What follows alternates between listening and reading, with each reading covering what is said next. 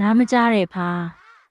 တခါတော့ကဖားတွေနေတဲ့တိုင်းပြည်ကြီးတစ်ခုမှာပြိုင်ပွဲလေးတစ်ခုကျင်းပကြတယ်အဲ့ဒီပြိုင်ပွဲကိုအနေနဲ့ရက်ကမတူကြီးတဲ့ဖားမျိုးနွယ်စုတွေဝင်ရှင်ပြိုင်ကြတယ်ပြိုင်ပွဲကရိုးရိုးကလေးပါတောင်ကုန်းလေးတစ်ကုန်းရှိတယ်အဲ့ဒီတောင်ကုန်းထိပ်ဆုံးပေါ်ကိုတက်နိုင်တဲ့ဖားဟာနောက်ဆုံးအနိုင်ရသူလို့သတ်မှတ်ခြင်းခံရမယ်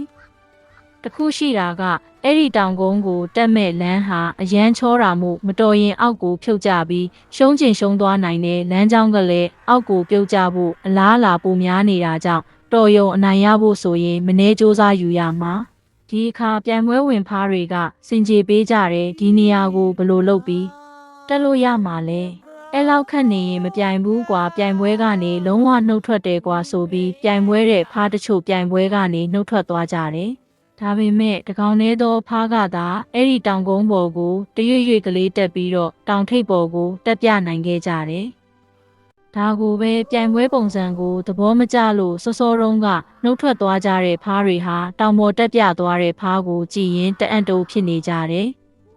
သူကဘာကောင်မလို့လဲသူကဘာမော်အစွမ်းတွေတက်လို့လဲစသဖြင့်ဖားချင်းကြားမှာဝေဖန်တန်တွေစူညံတန်တွေပေါ်လောရိုက်ပြီးပြောစရာစကားဖြစ်လာတော့ပဲအဲ့ဒီအခါတောင်ပေါ်ရောက်သွားတဲ့ဖားရဲ့အကြောင်းကိုသိတဲ့သူကဝေဖန်နေကြတဲ့ဖားတွေကိုအခုလိုပြောပြတယ်အဲ့ဒီဖားကမွေးရပါနားပေးနေတာခုနာတော့ကငါတို့နှုတ်ထွက်တာကိုသူပါလို့နှုတ်ထွက်မှန်းမသိလို့အခုရသွားတာမဟုတ်ပဲသူသာနားကြခဲ့မယ်ဆိုရင်အခုလိုတက်နိုင်မယ်မထင်ဘူးဗျဒီပုံမြင်လေးကပေးခြင်းတဲ့သင်ခန်းစာဟာရိုးရှင်းပါတယ်